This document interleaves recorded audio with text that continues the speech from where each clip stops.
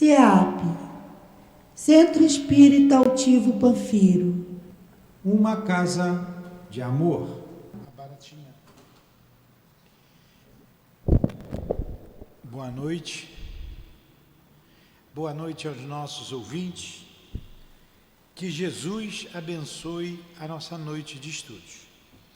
Vamos dar continuidade ao estudo da obra da nossa irmã Ivone,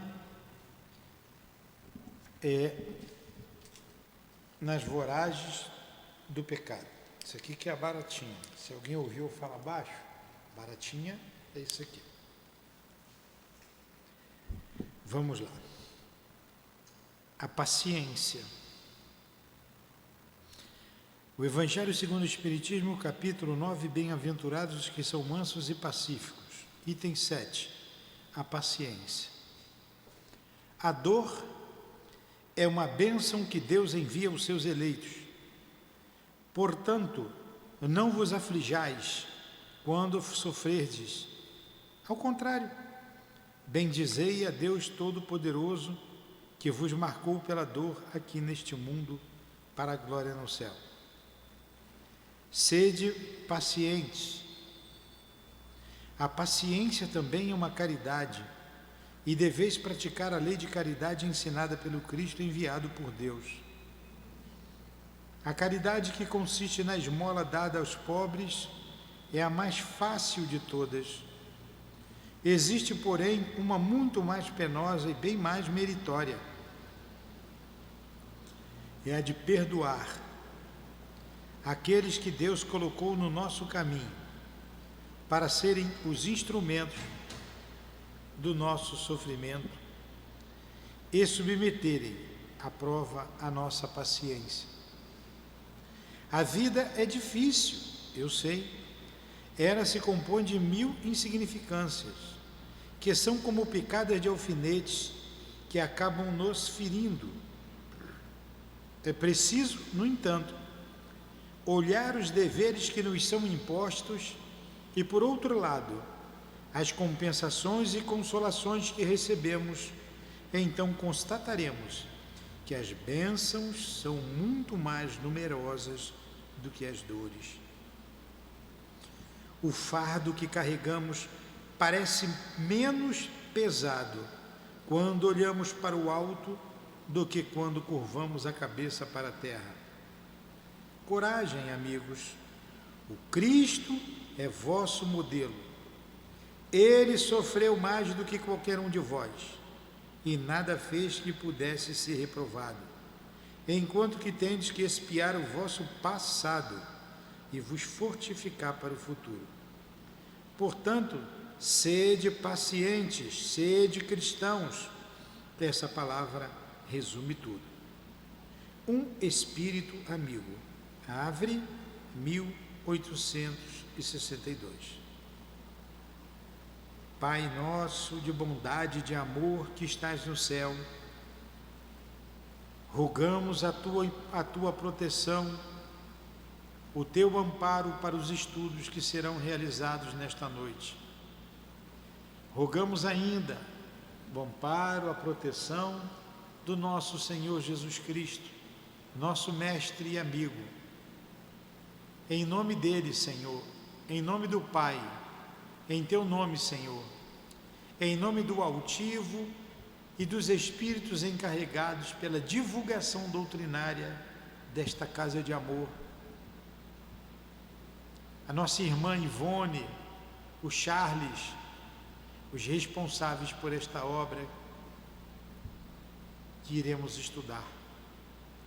Em nome desses espíritos amigos, do altivo, com a coluna de espíritos que dirige o nosso CEAP, em nome do amor que vibra em nossa casa, em nome do nosso amor, Lourdinha, do teu amor, Jesus, e do amor de Deus, Pai de amor, iniciamos então os estudos da noite de hoje. Que assim seja.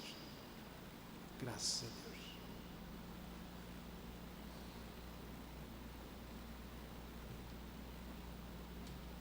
Vamos então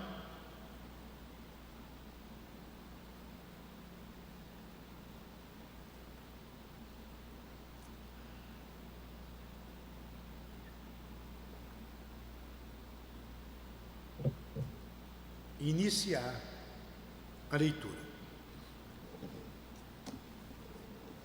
Nós paramos na página 286, né? Íamos começar 287. Creio, portanto, que vale a pena voltar uma página para começar reiniciando essa ideia. Que ali tem um asterisco e começa com outra ideia. Então vamos lá. As faculdades da alma são forças poderosas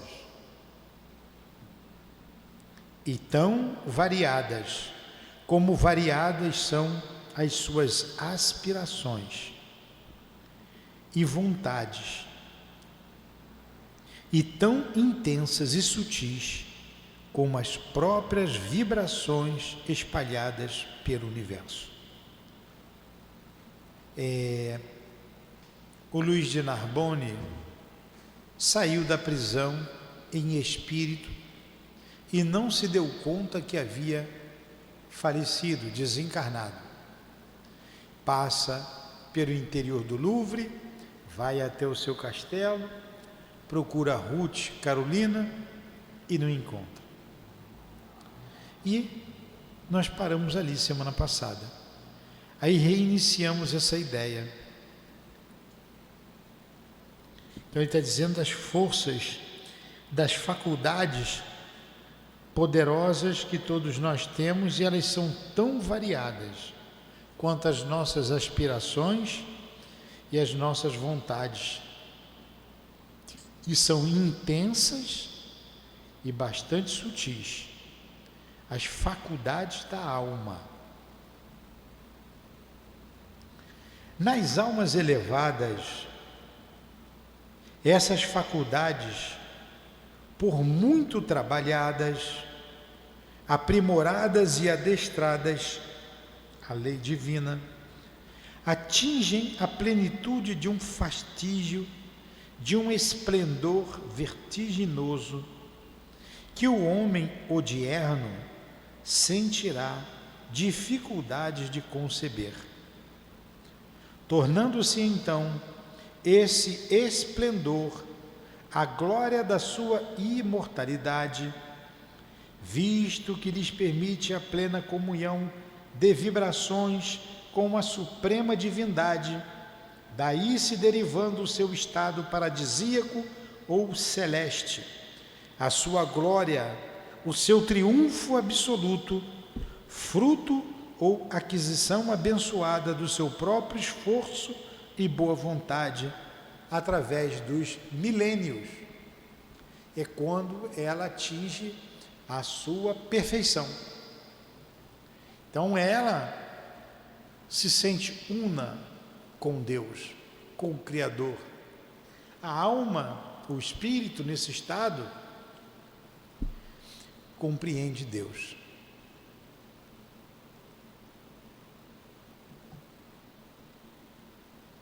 Causariam-nos vertigens, como ele colocou aqui, o esplendor desses espíritos. Chegada a esse pináculo, ponto mais alto, um cume, a alma colabora plena e extensivamente na obra da criação, uma vez que já poderá refletir a imagem e semelhança do Criador. Tão gloriosa ela se sente,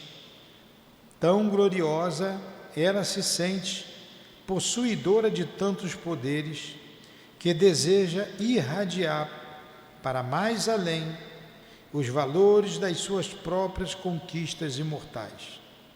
Então, se desdobra em múltiplas atividades, cooperando com o Todo-Poderoso no aprimoramento do universo, presidindo ao nascimento e crescimento de mundos e sistemas siderais, sob o harmonioso império das leis supremas, expandindo-se em amor e auxílio aos seus irmãos de humanidade, imolando muitas vezes as alegrias da vida celeste que lhes são naturais, a fim de beneficiar povos e humanidades com o deslumbramento da sua presença em globos materiais, onde estagiam almas irmãs em labores evolutivos. Tal como Jesus, o Cristo de Deus, o fez entre os homens deste planeta. É próprio da natureza da alma que atingiu a glorificação da unidade com o Criador, dilatar-se em abnegação por outrem, ou seja, pelas humanidades. Está fácil de compreender? A gente já leu isso semana passada, eu vou continuar lendo.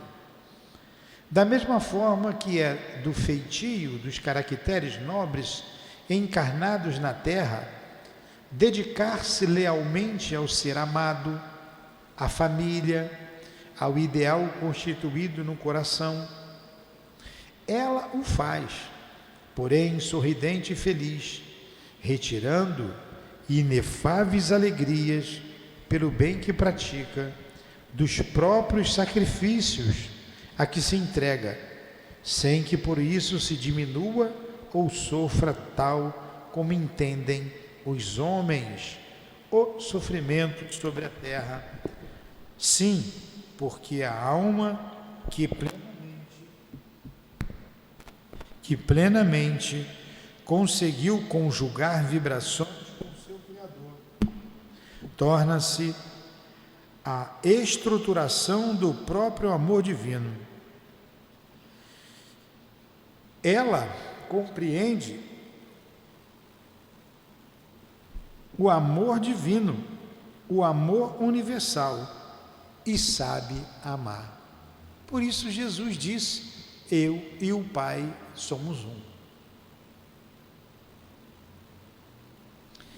E quem ama, harmonizando sentimentos com o amor divino, não poderá parecer a inferioridade de um sofrimento, visto que o amor é fonte de delícias, e sendo a plenitude da felicidade eterna, não se mesclará nas amarguras que são a consequência de um estado inferior.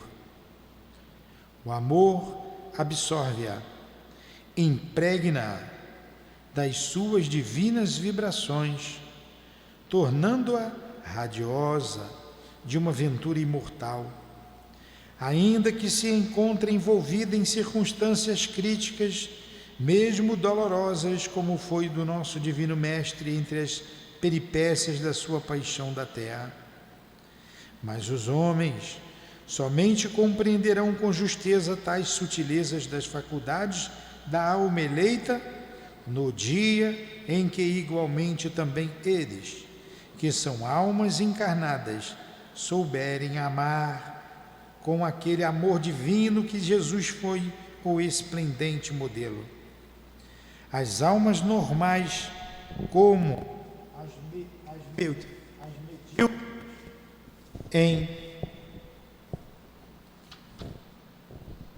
em marcha evolutiva, possuem da mesma forma faculdades que lhes fornecem poderes sempre relativos, no entanto, ao grau de evolução que atingiram. Assim também as inferiores e criminosas, que dos seus poderes mentais se utilizam para a própria consciência nublarem com os feitos da delinquência. Então, cada um de nós tem poderes relativos, de acordo com o desenvolvimento de cada um, desenvolvimento moral e intelectual. É certo, portanto, que todos os homens ou todas as almas possuem em estado latente e relativo os esplendores que em grau supremo a divindade criadora possui, cumprindo a elas, por isso mesmo, se esforçarem pelo progresso próprio, evoluírem, tocarem-se de glórias, até refletirem em si mesmas a semelhança do ser. Vou ler novamente. É certo, portanto, que todos os homens ou todas as almas possuem em estado latente e relativo os esplendores que em grau supremo a divindade criadora possui, cumprindo a elas, por isso mesmo, se esforçarem pelo progresso próprio, evoluírem, tocarem-se de glórias, até refletirem em si mesmas a semelhança do Ser Todo-Poderoso que lhes forneceu a vida. São as potencialidades da alma que todos nós temos e que nesses espíritos superiores, nesses espíritos puros, ela está desenvolvida na sua plenitude.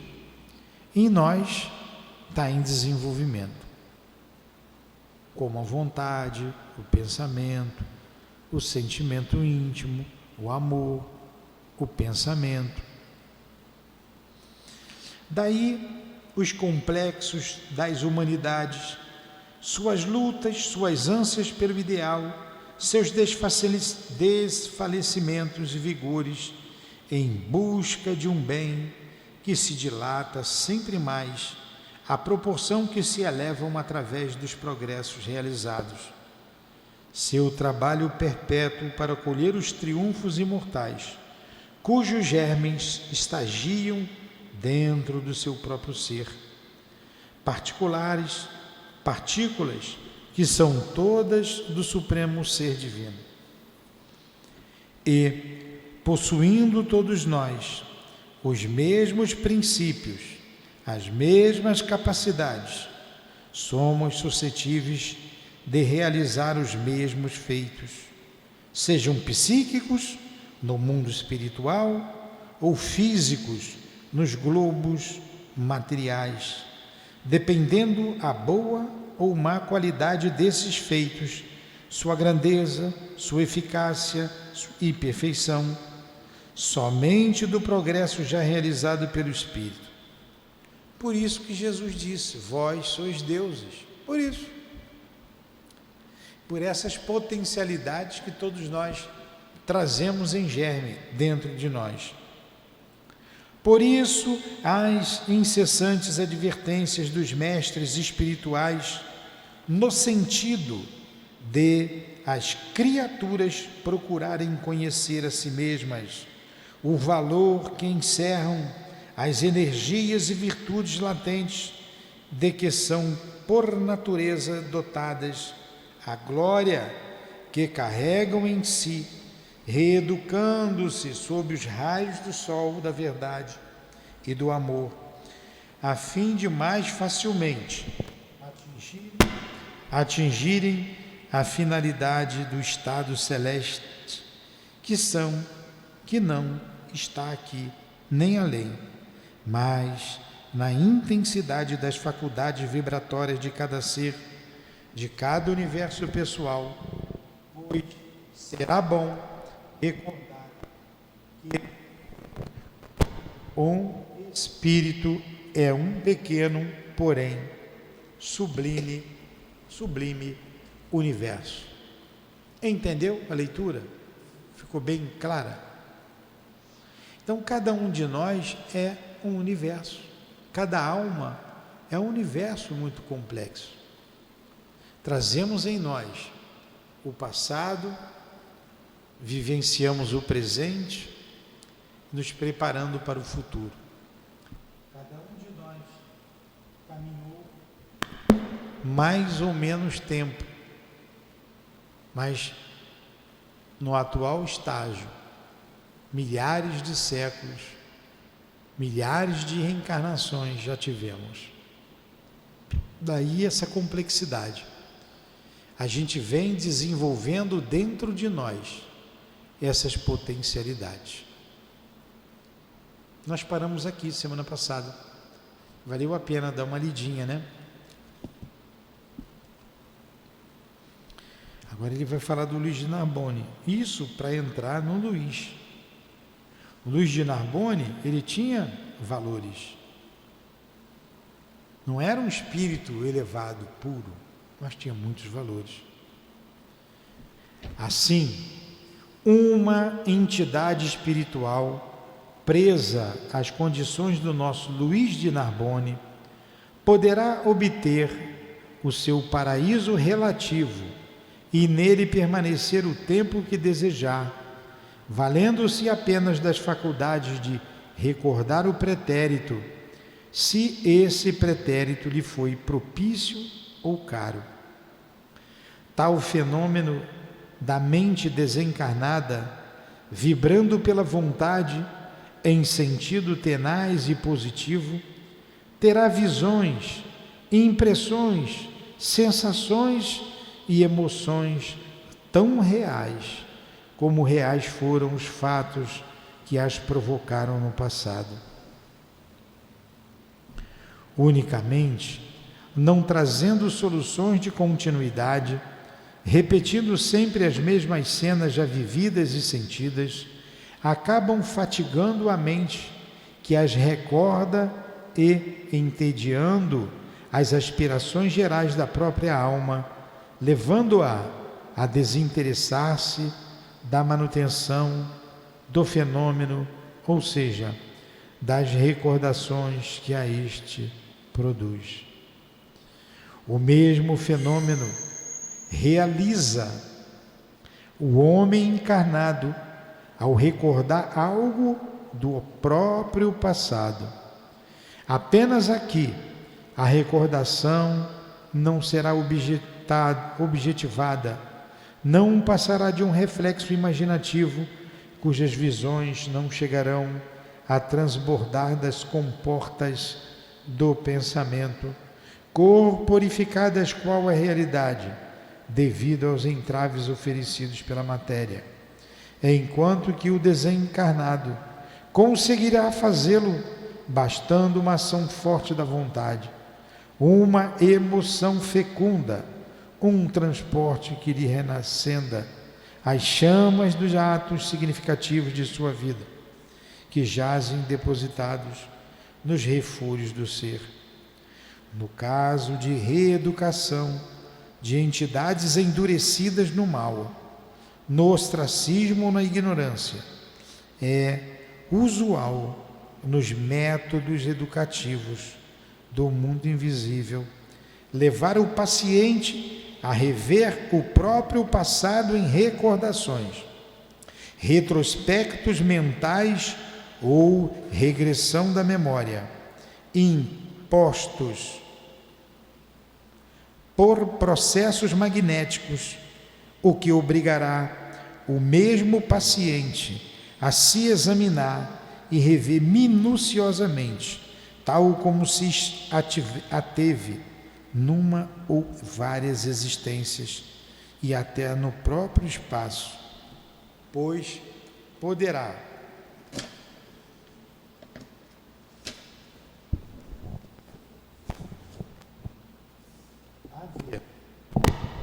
haver casos em que a individualidade interessada, cuja consciência se sobrecarregue de delitos, recalcitre ante a necessidade de reexaminar os próprios atos passados, os quais a envergonhariam e confundiriam sobremodo.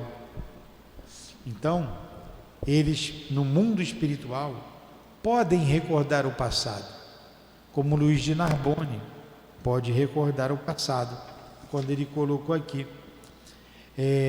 e permanecer o tempo que desejar, né, valendo-se da faculdade de recordar o passado, o pretérito.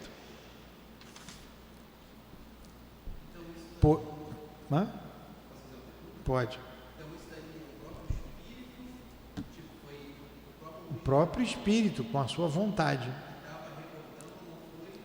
Não falou ainda que ele está recordando, falou que ele pode recordar.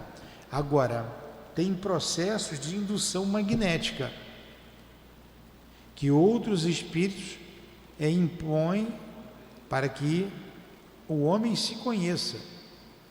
E eles só param se isso for muito doloroso para o espírito, se o espírito não puder aguentar. Como você vai ver, você que está estudando o livro Memória de um Suicida, a regressão do Camilo. Ele vai há 2000 anos e é muito dolorosa a regressão dele. A gente sente, a gente lendo, a gente sofre com ele.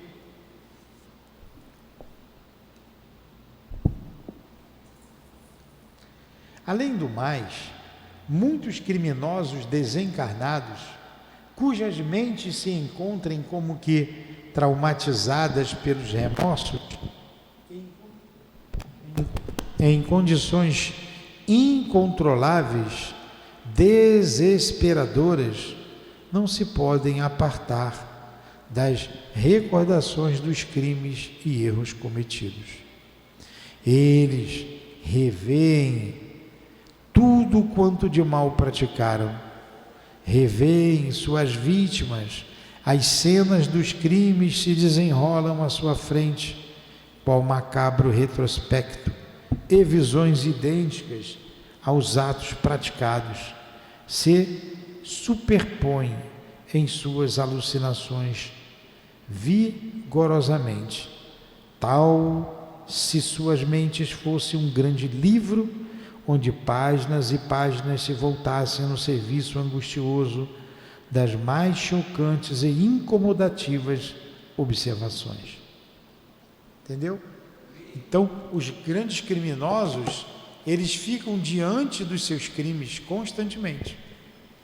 Lá na recordação da mediunidade, ele conta, a Dona Ivone mesmo, conta sobre, e as outras, Elinéia,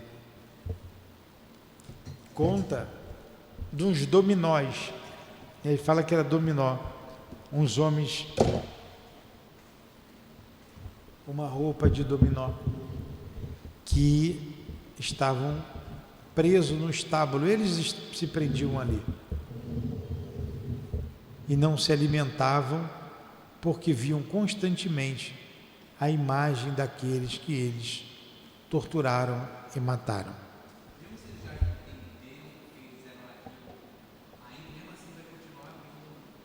Até ele resolver o problema, ressarcir a lei de Deus o seu débito.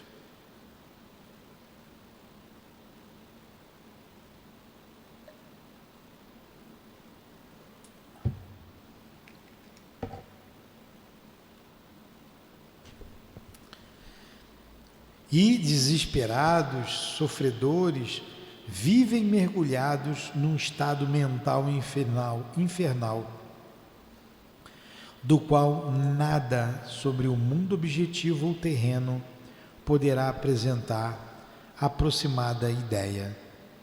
Esses que grandes criminosos em que o remorso os acompanha.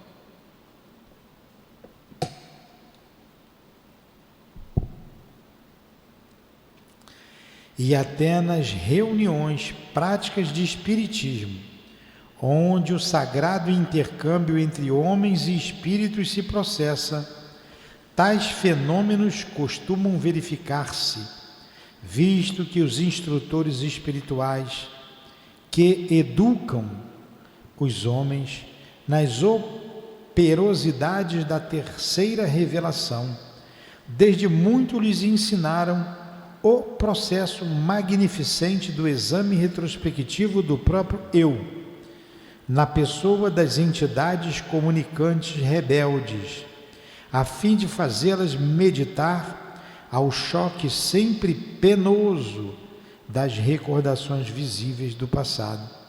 É aquela regressão que a gente faz ali, Elinéia. No além-túmulo, frequentemente, os servos do bem esbarram com entidades desencarnadas, atidas às lembranças e saudades da sua passada vida terrestre, por vezes no próprio local em que transcorreram seus dias e onde se desenrolaram os acontecimentos mais gratos, ou presos à ambientação por elas mesmas formada, à força de recordar o pensar, idêntica às que preferiram quando encarnadas, fruindo as mesmas delícias já fruídas, prisioneiras de uma rotina que, não podendo ser alterada, porquanto são os reflexos de uma realidade fotografada nas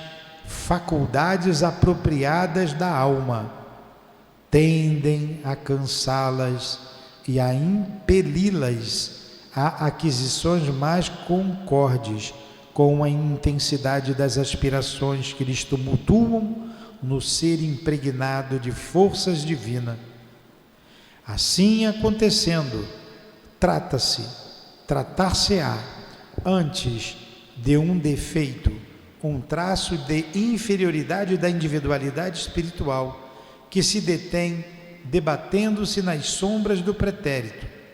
Todavia, a faculdade é preciosa e destinada a santos labores para o andamento do porvir, mas, como com o exemplo será melhor lição do que a exposição simplesmente teórica, vejamos o fenômeno em apreço, realizado pelas forças mentais pouco evolvidas da nossa personalidade Luiz de Narbonne. Acrescentaremos ainda que semelhantes operações mentais, sendo rigorosamente educadas e contornadas pela vontade soberana das almas evolvidas e eleitas, estas só recordam e veem o que desejarem, mas serão espontâneas e irreprimíveis nas entidades vulgares e inferiores, dado que nestas as forças mentais se encontram ainda deseducadas.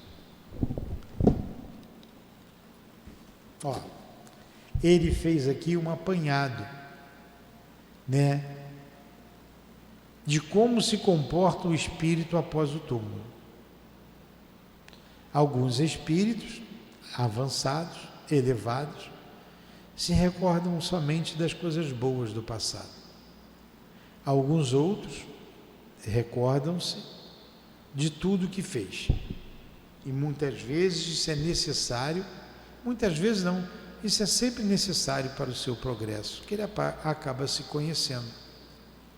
Agora, traz dores acerbas. Então ele vem teorizando tudo isso, como que isso acontece com esses espíritos. E agora vamos analisar como acontece com o Luiz de Narbonne. O que aconteceu com ele?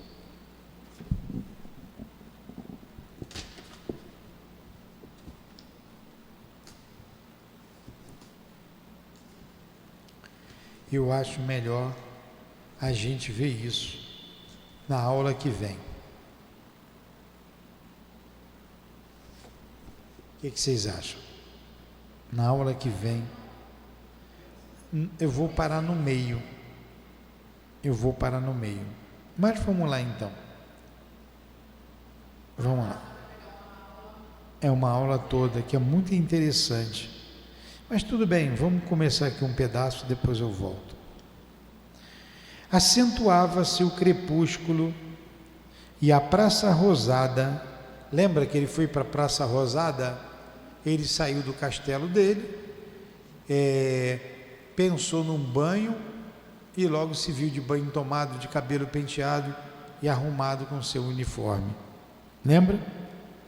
Não encontrou ninguém, se dirigiu à Praça Rosada. Vamos encontrar o nosso amigo lá. Aventurava-se o crepúsculo e a Praça Rosada, meio invadida pelas sombras, tocava-se de nostalgias, mergulhada em silêncio. Chovia, prenunciando novos nevoeiros que se abateriam pela cidade, exatamente como acontecera cerca de 2 anos antes, a chegada em Paris da suposta Otília de Louvigny. Olha, já se tinham passado 2 anos. Luís de Narbonne, o seu espírito já desencarnado, invisível aos circunstantes humanos, mas real para si próprio e aos seus irmãos do mundo invisível, entrou afoitamente na ponte de pedra que ligava a praça ao outro lado da rua, e imediatamente avistando o gracioso palácio de pequenas ogivas, de vitrais em motivos bíblicos, ou seja, o Palácio Raymond, onde ele próprio conhecera a mulher por quem se perdera de amor. A semi-obscuridade da tarde, a pintura vermelha escura do garboso edifício apresentava algo de sugestivamente angustioso, que ecoou nas sensibilidades aguçadas do ex-capitão da fé, produzindo-lhe forte emoção. Moderou as largas passadas ao avistar as sacadas em que se debruçara a loura menina do Reno, qual aparição celeste, e já em frente às mesmas postou-se contemplativo, os olhos fitos no alpendre de entrada, onde a vira pela primeira vez.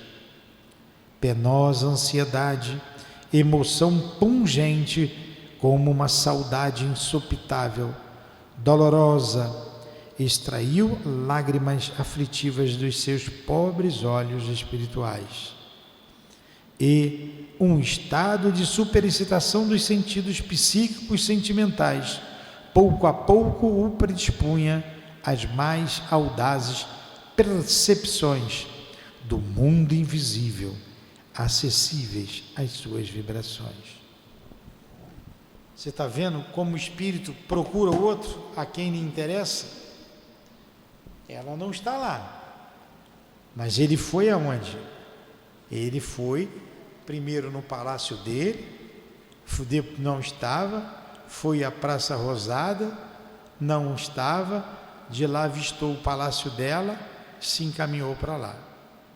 Ele não sabe onde ela está. O espírito faz assim, procura a gente. E tem espírito que procura anos, até séculos, e depois encontra. Ah, te achei. Como eu te procurei. Não é? Pois é. A gente não sabe se quer o bem ou se quer o mal, né? Olha, eu estou... Como que se diz? Destruído. Mas vamos lá.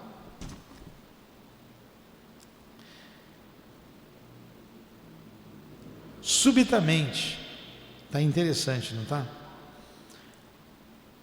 Dos refolhos do seu eu mental jorraram recordações em profusão, de envolta com as percepções psicométricas de cenas passadas no local, das quais guardaria ainda as vibrações e as imagens que o povoaram e que ali se detiveram, refletidas nas camadas vibratórias do éter, que a tudo envolve e enriquece.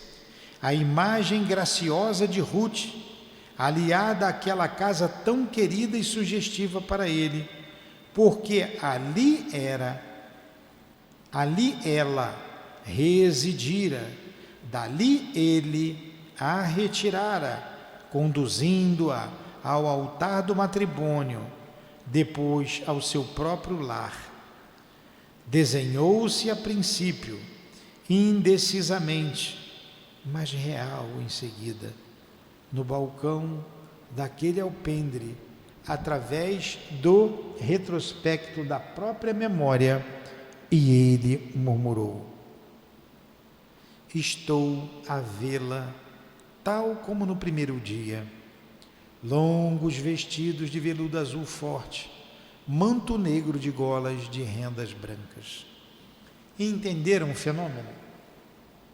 Fica gravado no éter toda a nossa presença. Isso que vocês estão fazendo aí, sentado aí agora, fica gravado aí.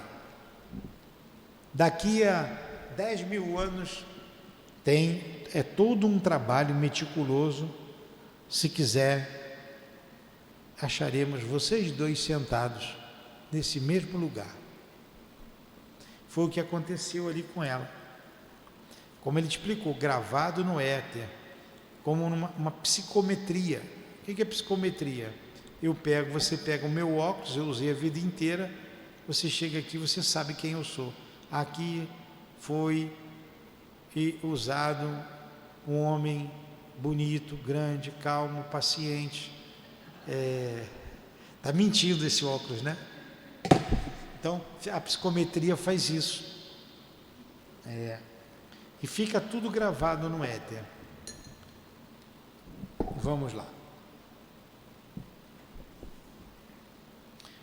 Então, perdeu-se ele pelo passado adentro, confuso e atordoado, sem se poder explicar que gênero de sortilégio o envolvia.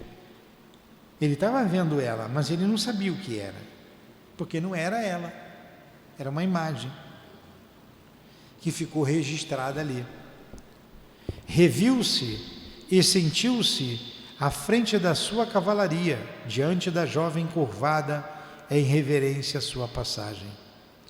Novamente se abriu a janela, assomou ao balcão a dama dos cabelos de ouro, atirando-lhe um botão de rosa rubra que rosa rubra, aqui estão. Eu não atirei a rosa rubra, a trouxe para Lourdinha, aqui estão as rosas. Lembra que ela jogou uma rosa para ele, vermelha? Essa é a rosa rubra, vermelha.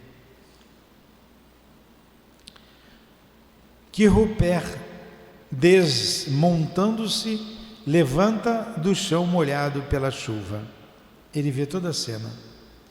Ao encantamento de tão inefáveis recordações, ele obedece ao impulso que cerca de 2 anos antes tivera o seu pensamento, presa do desejo de se dirigir à jovem desconhecida.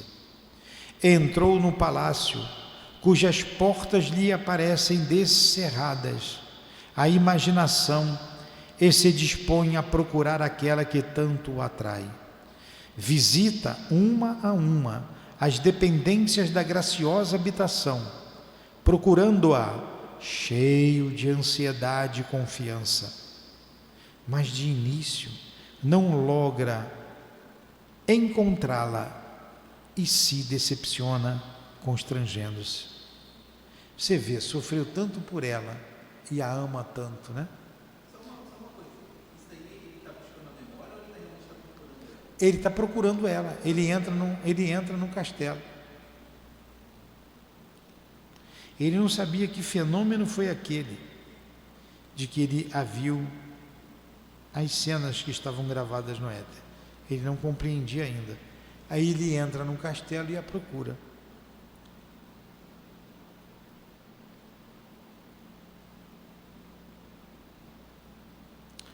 Descobre, porém, aqui, ali, peças de vestuário que lhe pertenceram, e toda a sua sensibilidade se satura da personalidade da criatura amada. As recordações acodem em turbilhão, excitando-o, extasiando-o, emocionando-o de prazer e esperanças de reaver a felicidade perdida. Um grato panorama dos curtos dias de felicidade que o amor lhe concedeu desenrola-se a sua reminiscência espiritual. Luís vive e delicia, sofre e se agita, comove-se e se arrebata uma segunda vez, a evocação das mesmas impressões que outrora o visitaram, com todos os detalhes do seu noivado e dos esponsais das alegrias e felicidades das vividas. Aí vividas. Novamente ele se detém à esposa de encontro ao coração. Novamente ele detém a esposa de encontro ao coração.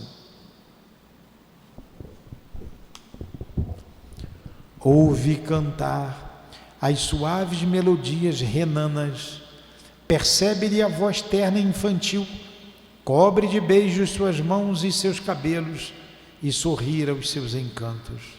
Otília ali está com ele, e junto dele, através de uma poderosa regressão do pensamento ao pretérito, tão visível e tão real, tão sua e tão encantadora, que ele se esquecia de que tais cenas eram a reflexão do pretérito sobre as suas forças criadoras mentais, ecos sublimes ou dramáticos de vibrações retidas pela vontade e que se perpetuam nos refolhos da sensibilidade anímica do homem ou do espírito, sem jamais se destruírem. É isso aí. Dá para entender. Por isso que a gente tem que ler. O mundo espiritual é muito complexo. Exatamente isso. Ficam confusos. Luís, porém, acho que é melhor a gente parar aqui. Faltam 10 minutos. Vamos parar aqui. Semana que vem a gente continua aqui. Luís, porém, está interessante, né?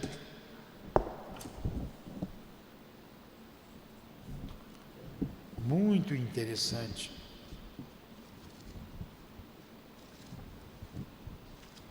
Quem ama, continua amando. Quem odeia, também, se não melhorar. Porque a morte não nos... Olha, eu queria o marcador que estava aqui, mas depois você pega para mim.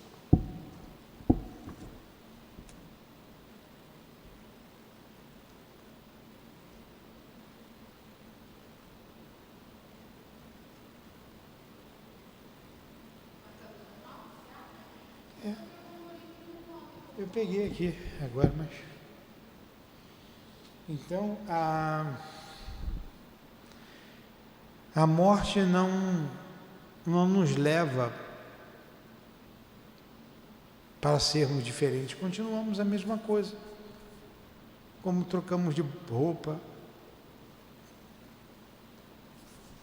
Jesus amigo, Jesus amado, muito obrigado.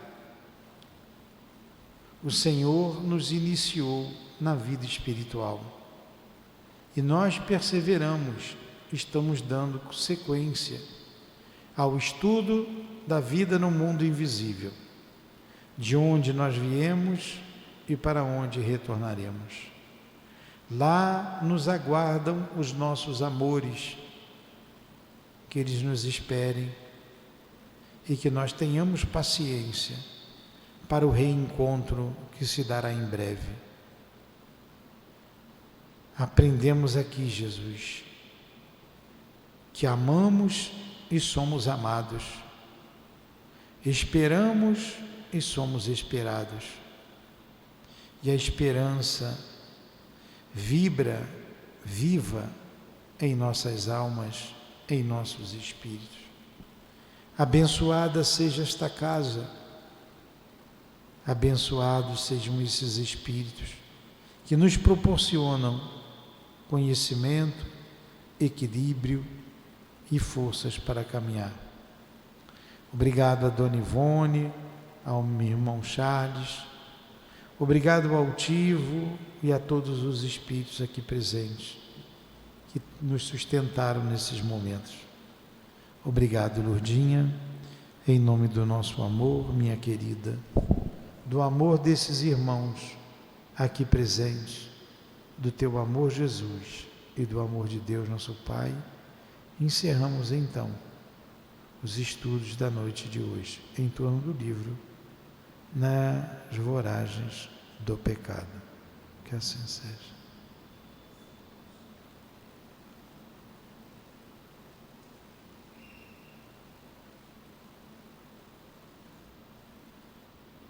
CEAP, Centro Espírita Altivo Panfiro. Uma casa de amor.